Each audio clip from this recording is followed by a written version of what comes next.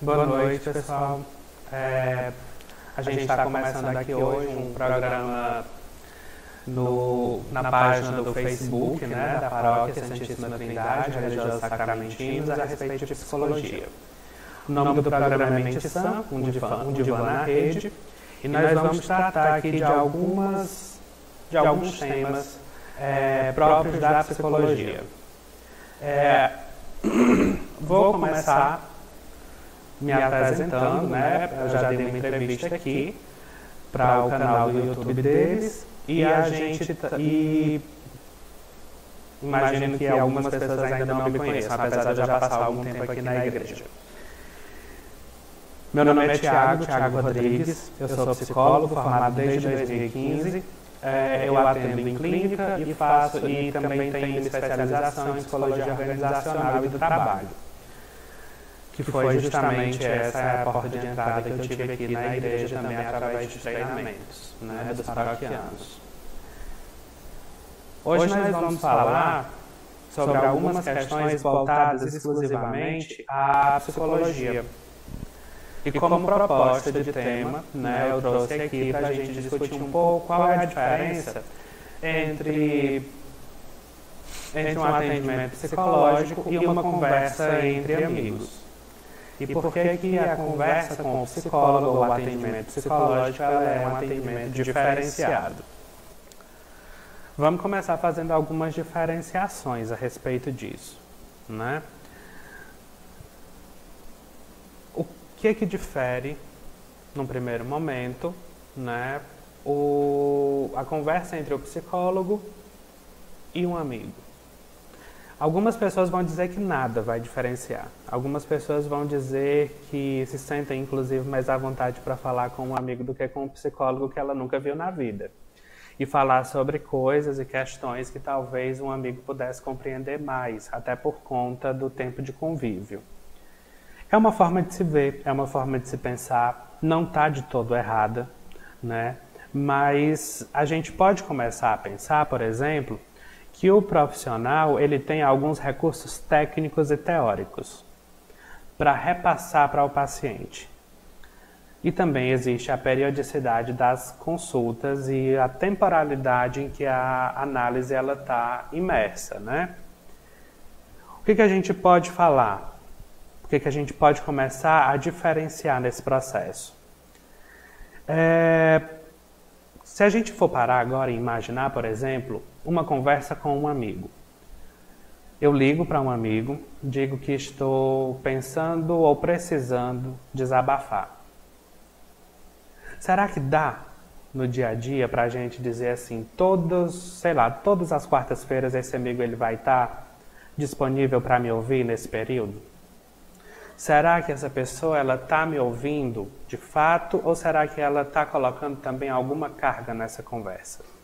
Quando eu falo de uma carga, é uma carga emocional que todos nós carregamos nas nossas relações interpessoais.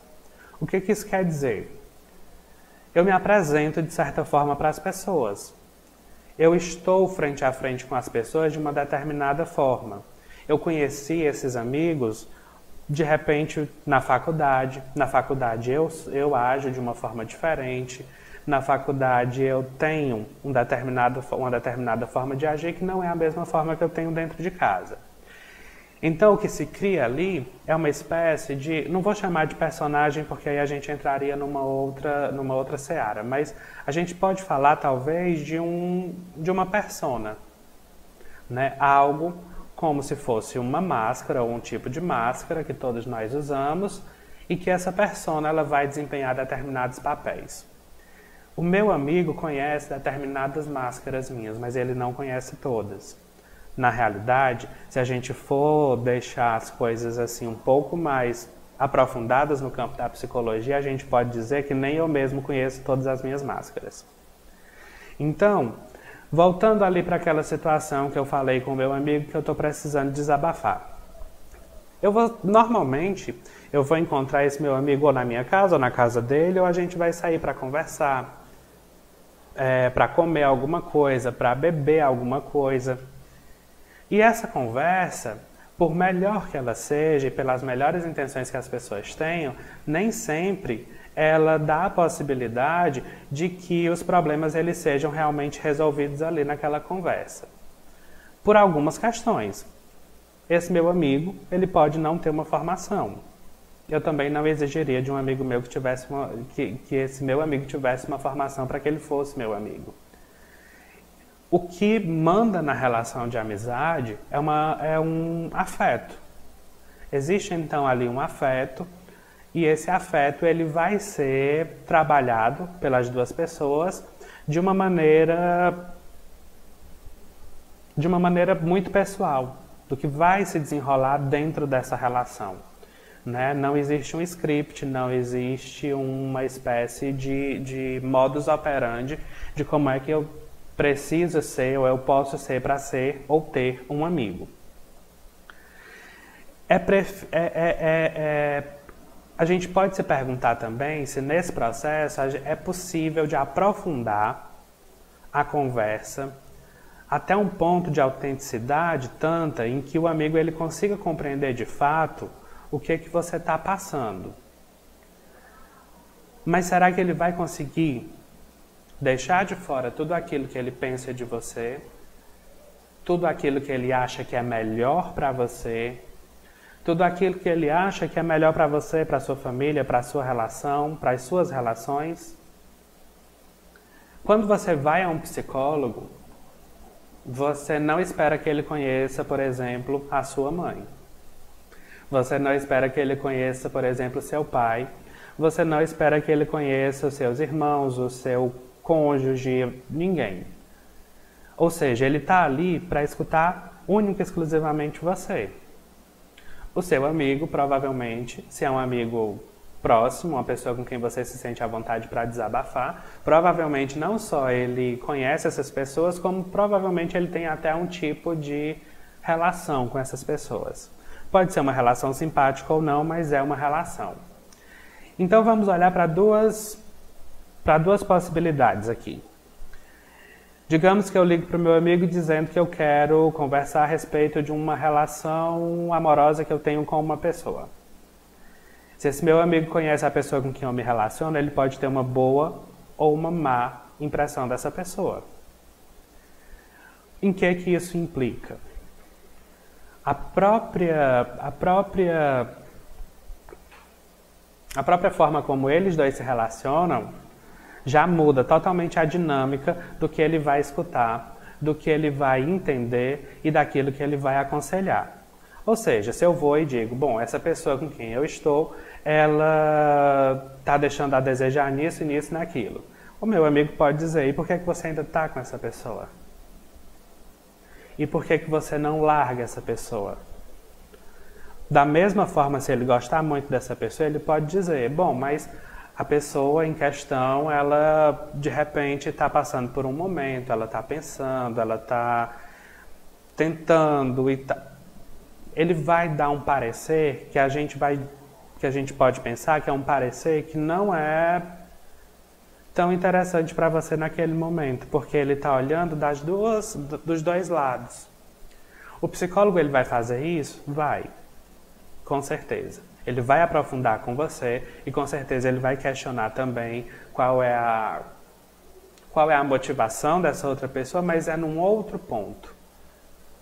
O que eu queria que ficasse claro é que no momento que você está conversando com o seu amigo, ou amiga, ou enfim, essa pessoa ela vai agir a partir das vivências dela também. Se ela já passou por isso, se ela já pensou em terminar, se ela já esteve ali a ponto de terminar o relacionamento com alguém, é muito provável que ele vá trazer essa bagagem junto com ele. É muito provável também que, se foi um término tranquilo, essa pessoa vai tender a achar que a maioria dos términos de relacionamento são tranquilos. Se for um término mais traumático, essa pessoa tende a achar e tende a colocar questões e, através dos conselhos, talvez fazer com que você imagine que as coisas elas sejam um pouco mais complicadas do que elas realmente são. E aí, assim, dá para perguntar nesse momento, qual é a importância da amizade? Eu diria, como psicólogo, que as amizades elas são extremamente importantes. São através delas que a gente se conecta com outras pessoas, que não somente é da nossa família nuclear.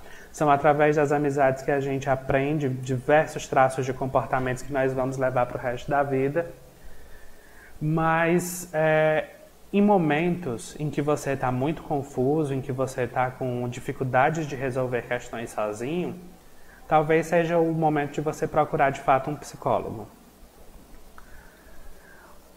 Aí se eu já deixei claro aqui como é que funciona ou como é que pode funcionar a dinâmica de conversa entre dois amigos, ou 3 ou mais, dependendo de como é que o seu grupo ele se organiza, a gente pode parar e pensar um pouco o que é que vai diferenciar então, se eu vejo sempre meu amigo, se eu consigo manter uma boa conversa com ele, se, apesar de tudo aqui que eu falei, se eu gosto dos conselhos que essa pessoa me dá, se eu acho que é uma pessoa sensata, se eu acho que é uma boa pessoa, por que eu devo então procurar um psicólogo? Lá no início eu falei sobre recursos técnicos e teóricos que nós utilizamos na análise e também sobre temporalidade e periodicidade. É aqui que eu vou explicar um pouco esses conceitos que são interessantes e importantes para todos, para que todo mundo entenda essa diferenciação, né? Então vamos parar e pensar um pouco quais seriam os recursos técnicos e teóricos que o psicólogo usa, né? Eu estou olhando para cá direto porque eu estou pescando um pouco, tá, gente? Porque tem muita coisa. A gente pode parar aqui no primeiro ponto e falar, bom, semanalmente eu como psicólogo vou estar disponível para o meu paciente por pelo menos ali entre 50 minutos e 1 hora.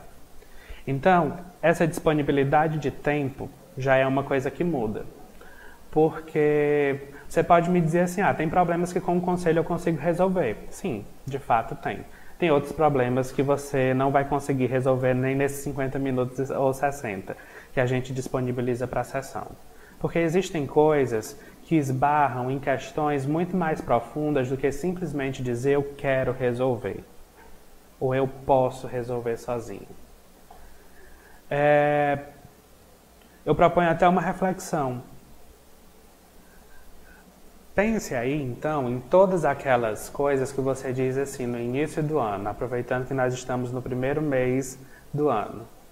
Esse ano eu vou fazer isso diferente.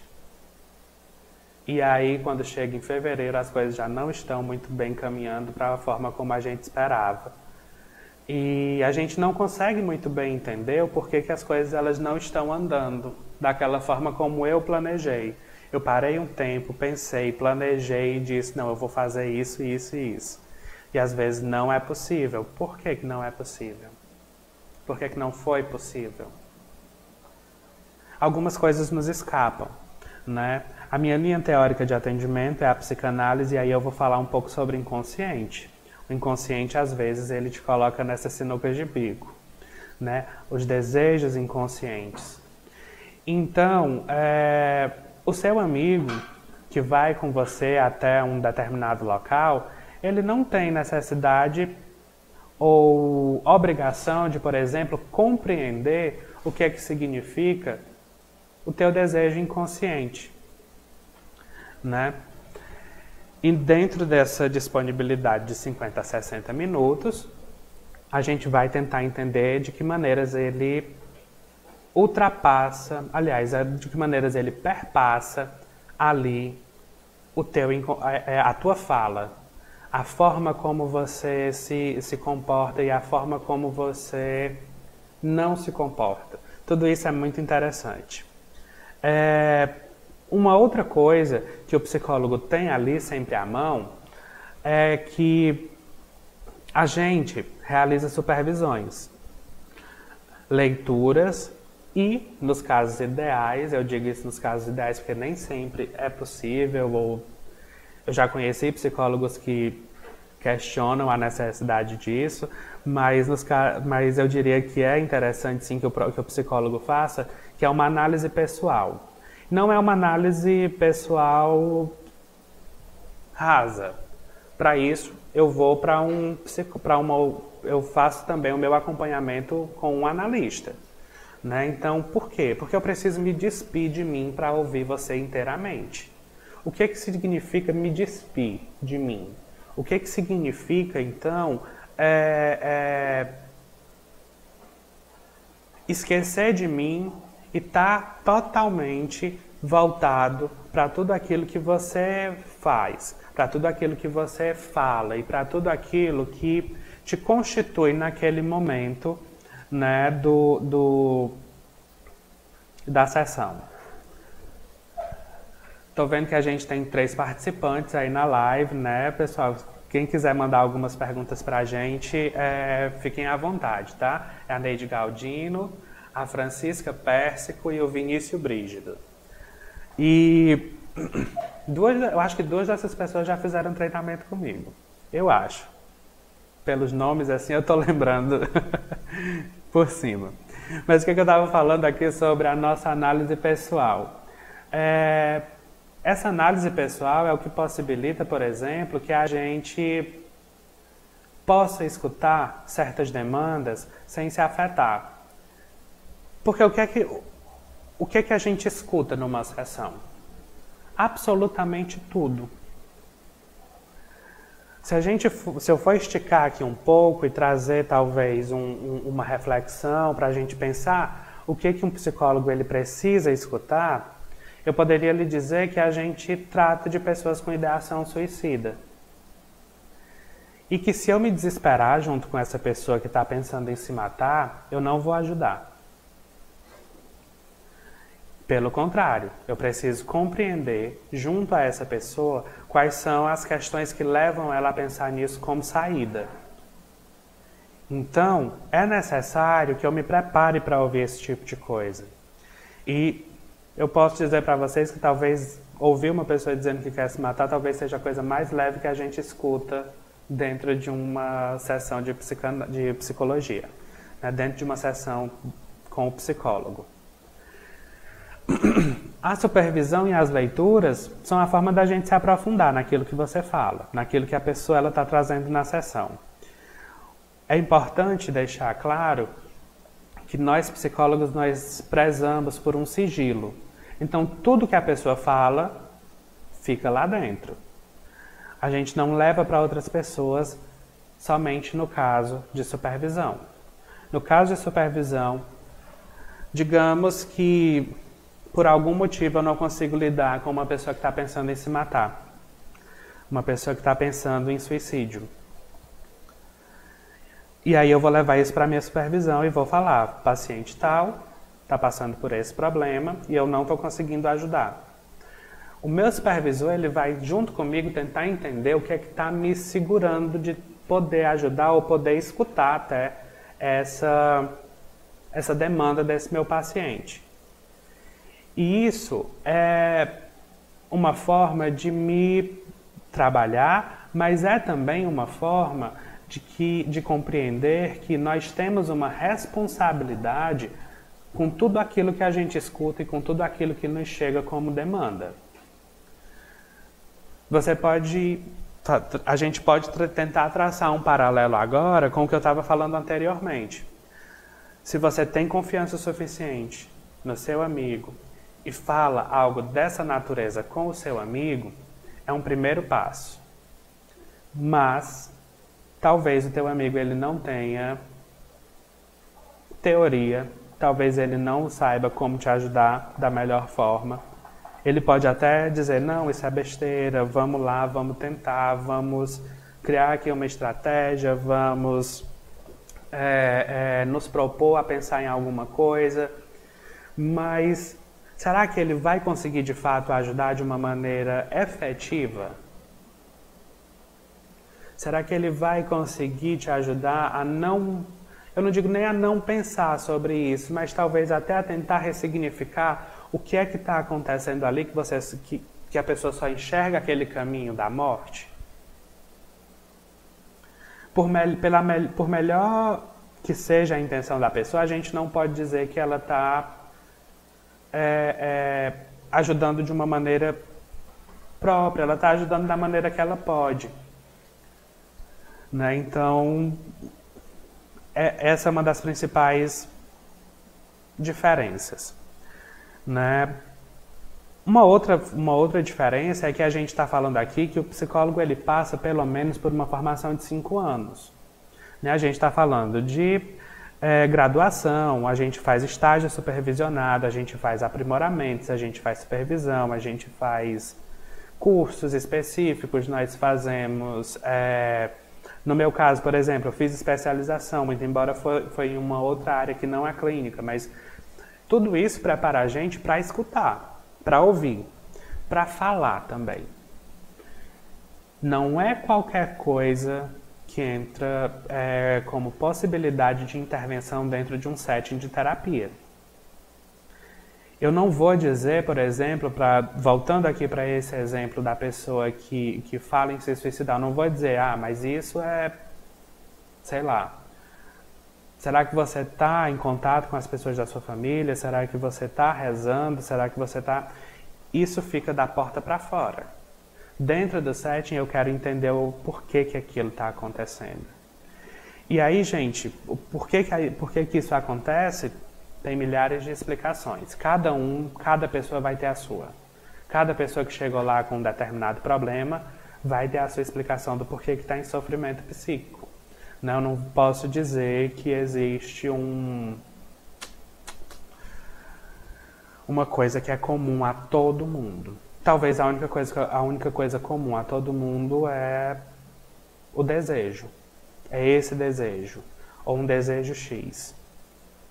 Mas não posso dizer que fulano e cicrano têm esse pensamento pelo mesmo motivo.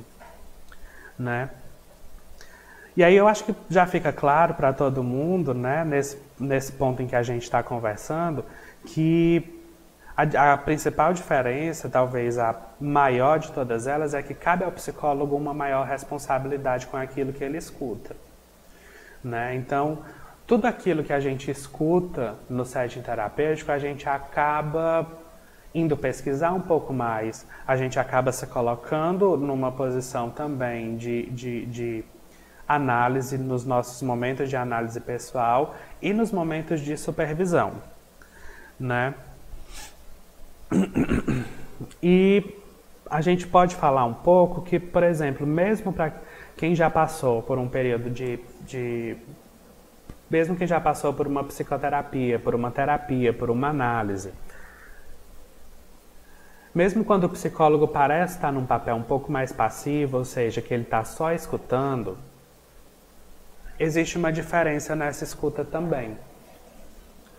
Não estou querendo fazer parecer que os psicólogos eles são super pessoas, né? É tanto que a gente tem um período de tempo ali estipulado. Eu consigo fazer isso de 50 em 50 minutos, eu não consigo fazer isso o tempo inteiro. Mas, por conta de toda a preparação, é possível a gente falar, por exemplo, que naquele momento, naqueles 50 minutos, eu estou ali totalmente presente com o meu paciente. O que é estar totalmente presente? É 50 minutos escutando exatamente o que ele está falando. São 50 minutos escutando, inclusive aquilo que ele não sabe que está falando. Isso que eu acabei de falar, talvez a gente possa depois aprofundar um pouco mais, mas talvez seja tema para um dos próximos vídeos, né? O que é que a gente fala sem saber, que é uma das coisas que a gente mais preza dentro de um processo analítico. Nesse processo, então, que a gente está escutando tudo que a pessoa está falando e tudo aquilo que ela não sabe que está falando, o foco principal talvez seja sempre o autoconhecimento, a autogestão. Isso às vezes implica em mudança. E nem sempre toda mudança é bem aceita. Eu vou retomar aquele exemplo lá do início. Eu chamei um amigo para falar sobre estar pensando ali naquele momento em terminar um relacionamento com uma pessoa. Se esse meu amigo gosta da pessoa com quem eu estou, talvez ele diga, bom, Tente mais uma vez. Pode ser que agora, depois dessa conversa, vocês se entendam. Se depois de um tempo, na análise, a gente percebe que aquele relacionamento não está indo, ou não está trazendo as coisas que seriam positivas, o questionamento não é faça isso ou aquilo.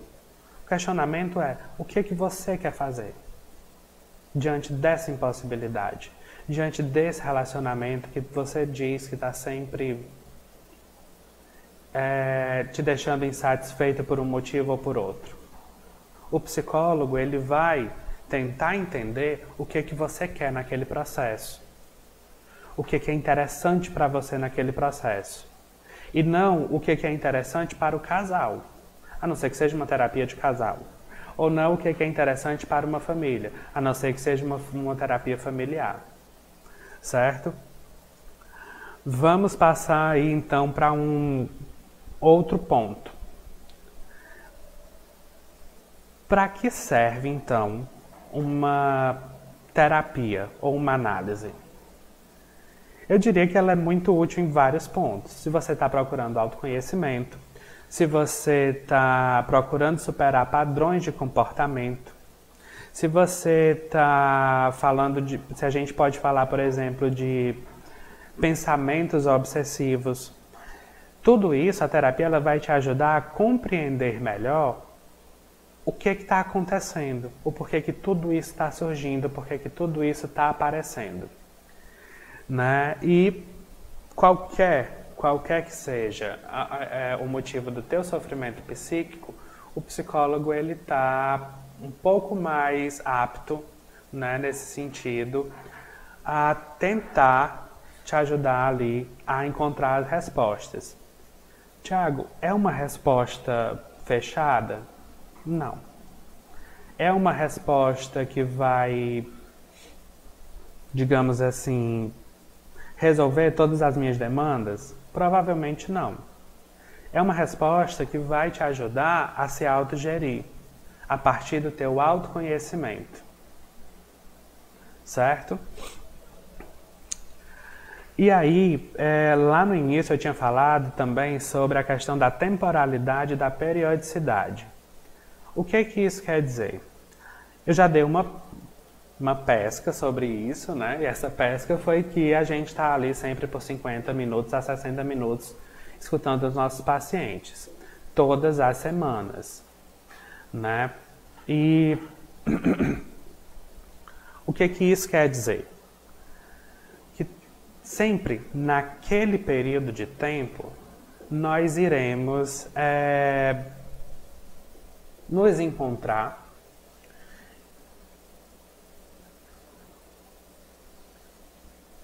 Chegou uma pergunta aqui, gente, eu volto já.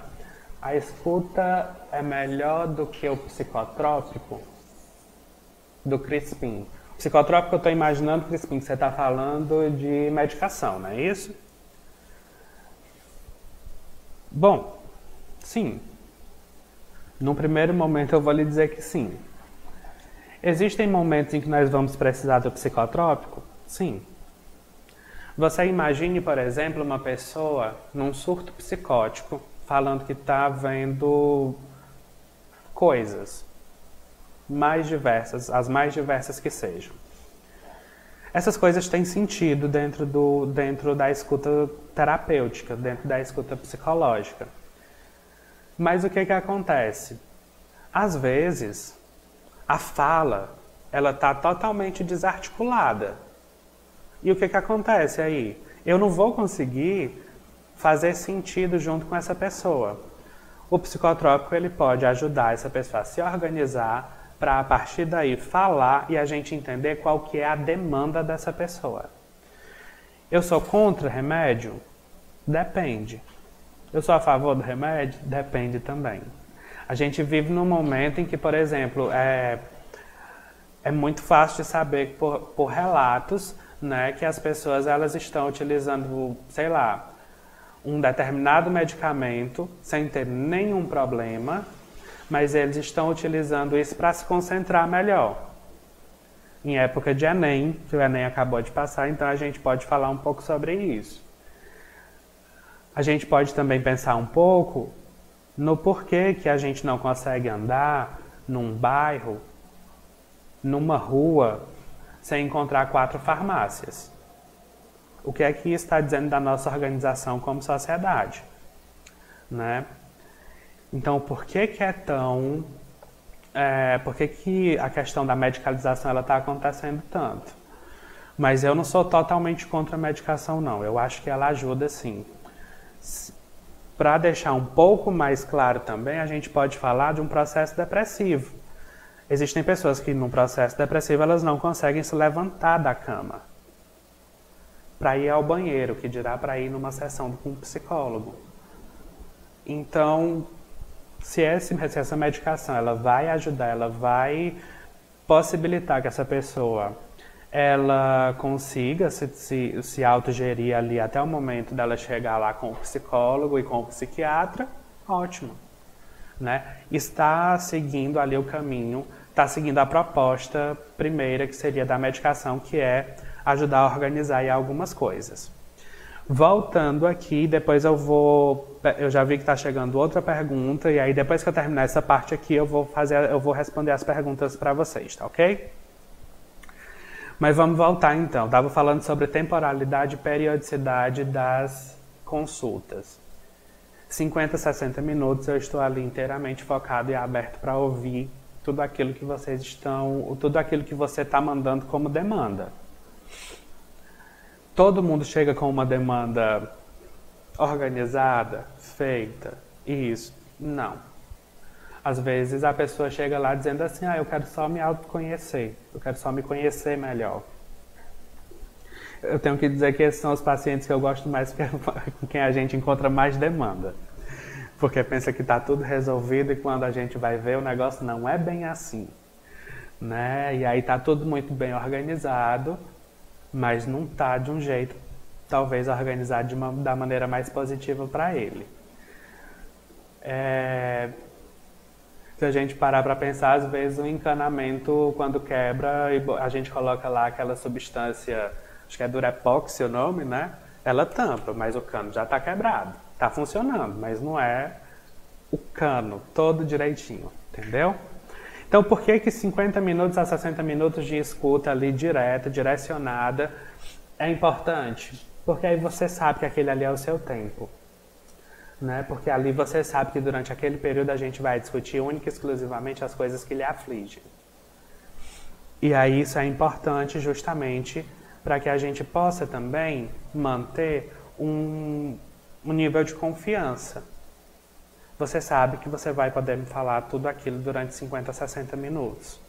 Eu sei que quando eu chego na sessão com o meu terapeuta, eu posso sentar e falar com ele sobre absolutamente qualquer coisa. Porque da mesma forma que eu tento me esvaziar e para escutar qualquer coisa, você também vai entrando nesse processo. Não de se esvaziar como eu, mas talvez você vai esvaziando através da sua fala tudo aquilo que está te afligindo até o momento em que chega na nossa sessão. E a temporalidade, ela entra por quê? É através do ir ao terapeuta, é através de todas as sessões que a gente se encontra, que você começa a ter uma real confiança no trabalho do terapeuta. É também porque nem todo problema se resolve de um dia para a noite. E se ele não se resolve do dia para a noite, a gente precisa trabalhar às vezes mais e mais e mais nessa questão.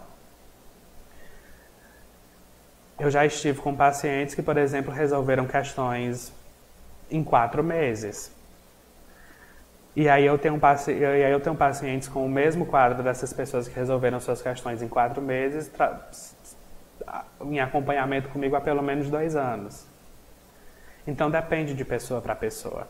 E essa temporalidade, ela também afeta a forma como a gente se relaciona dentro do setting terapêutico. Quanto mais tempo, mais confiança, né? Ou pode ser também que se você acha que fosse mais interessante que as coisas elas fossem resolvidas mais rapidamente, de uma outra forma, isso também tem que entrar no diálogo da terapia.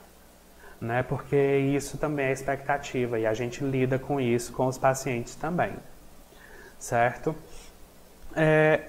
Nesse momento, pessoal, eu acredito que fica claro qual é a diferenciação entre um amigo, entre uma conversa com um amigo e uma conversa com um terapeuta, com um psicólogo, com um psicanalista, enfim.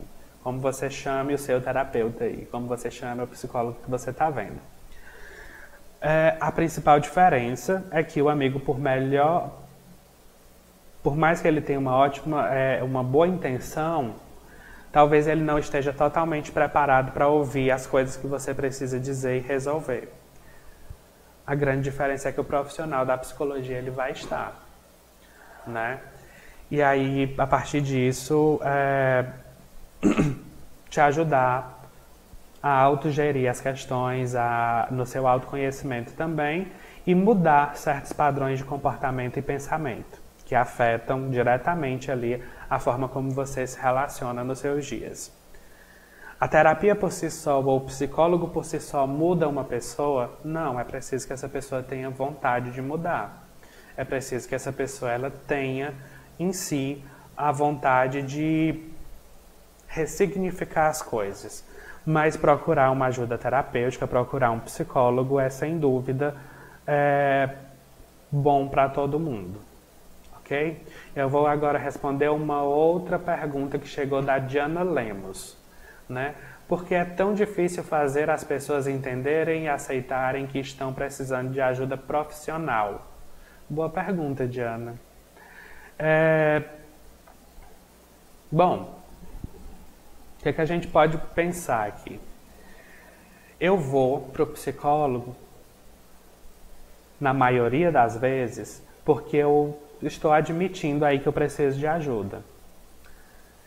Quem de nós, né? Quem de nós todos, aqui eu estou deixando essa pergunta no ar mesmo, inclusive para todo mundo que está assistindo agora, para quem vai assistir depois, isso aqui que a gente está falando, quem de nós se sente à vontade para estar vulnerável na frente dos outros?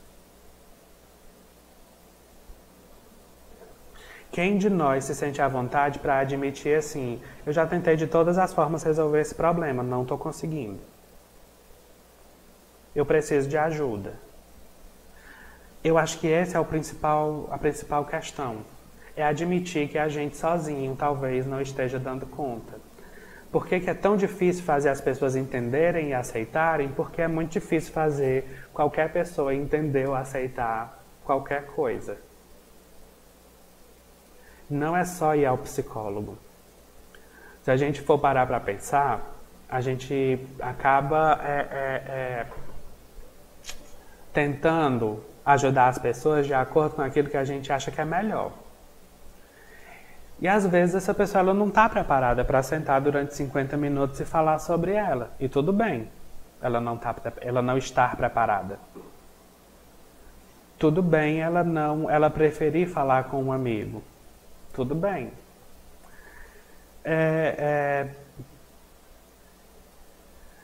Eu já recebi algumas pessoas que chegaram no consultório dizendo assim, eu estou vindo aqui porque minha esposa falou, estou vindo aqui porque o meu filho não para de me perturbar, mas eu mesmo não vejo problema nenhum em agir dessa forma, ou em ser dessa forma, ou enfim.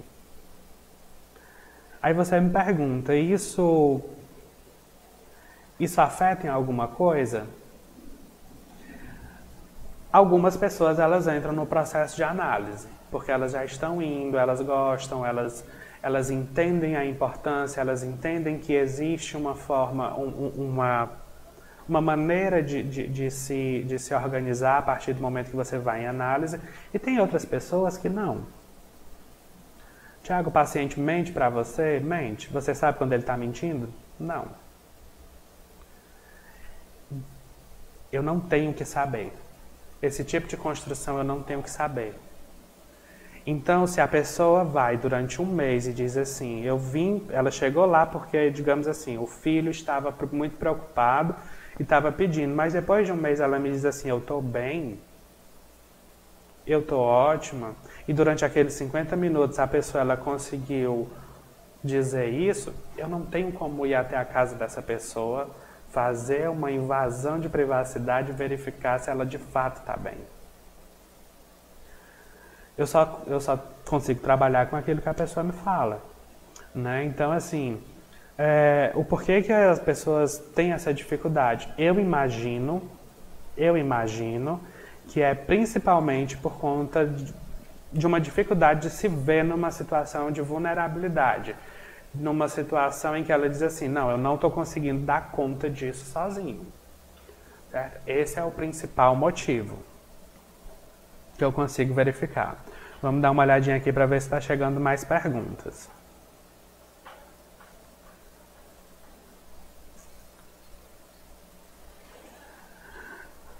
Gente, assim, a gente estava organizando, da forma como a gente organizou o programa, logo depois a gente vai sempre responder algumas perguntas que vocês enviarem no finalzinho do programa, né? A gente já está chegando ali mais ou menos a 1 hora de transmissão, então a gente vai, sim, sempre no finalzinho de cada programa ao vivo, a gente vai responder algumas perguntas. As perguntas que porventura não forem respondidas durante aqui a live, vocês podem mandar comentar, certo? Que a gente vai dar uma olhada nesses comentários e verificar quais são as perguntas que dá para responder. Então, sempre a gente vai ter um programa só de respostas dessas perguntas que vocês enviarem.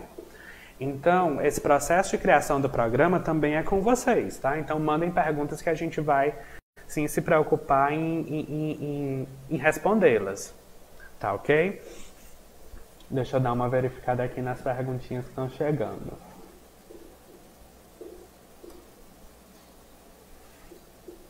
Não estou vendo aqui. Vamos lá.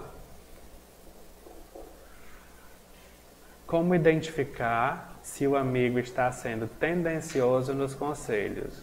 Uma pergunta do João.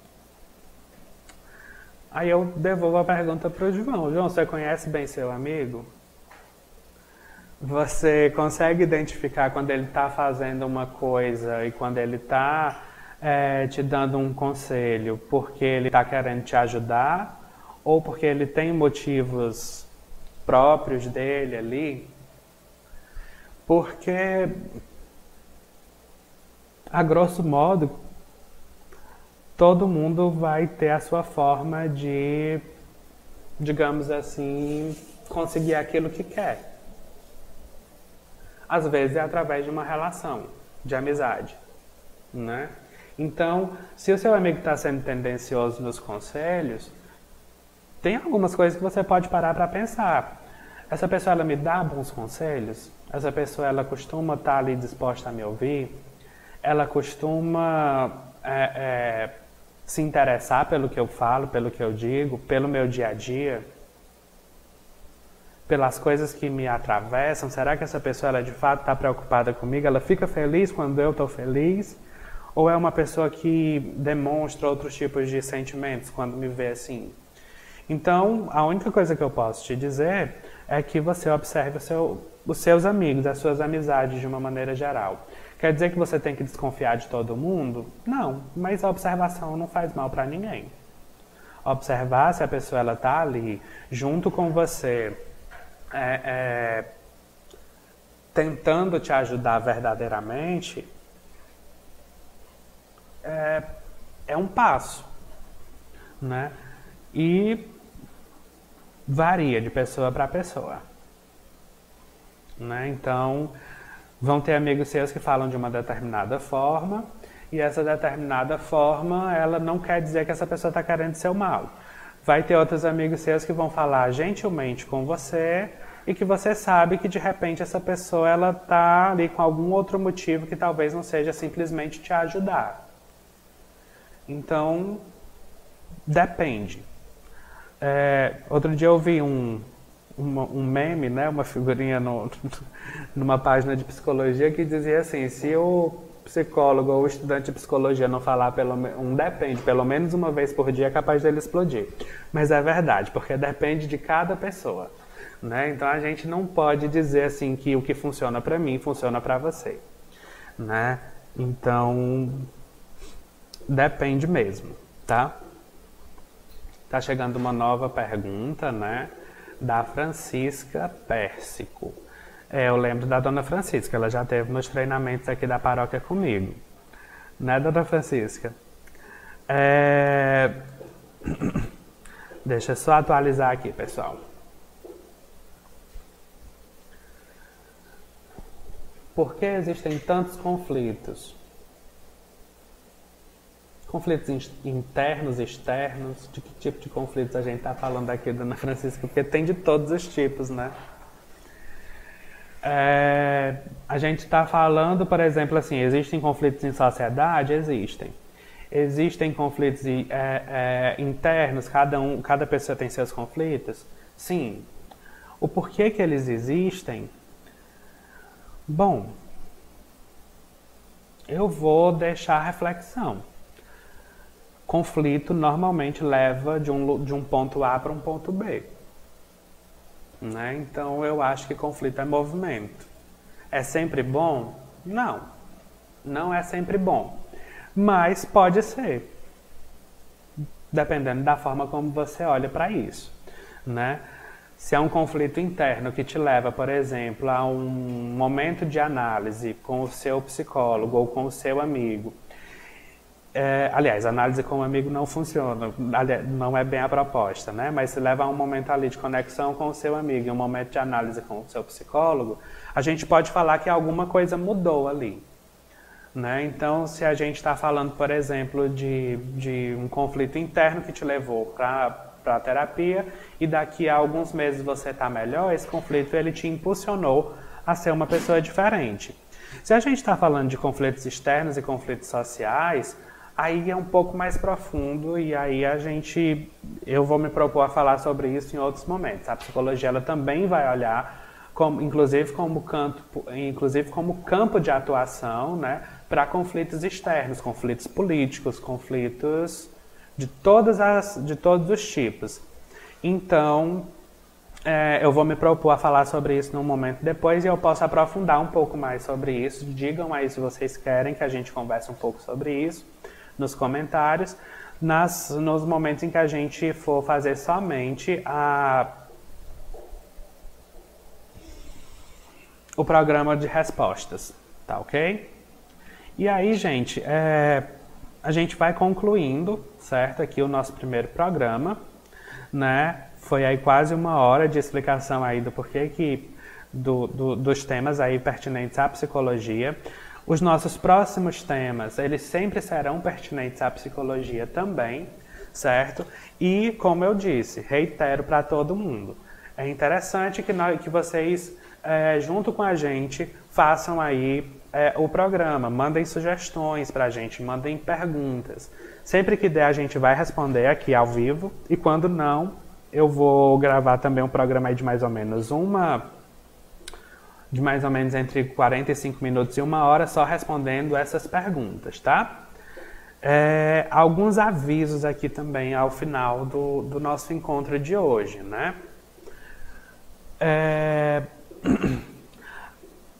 Esse programa que vocês viram aqui agora, né, ele vai estar disponível no YouTube também, né, no canal aqui da paróquia, né? E também como podcast. Né? Então, mais ou menos ali umas 24 horas depois desse momento aqui ao vivo, né, ele já entra como vídeo no YouTube, com algumas edições, e como podcast também. Tá ok? Então é isso, pessoal. Eu agradeço, né, por todo mundo que apareceu hoje aqui. Um abraço para todas as pessoas que mandaram as perguntas.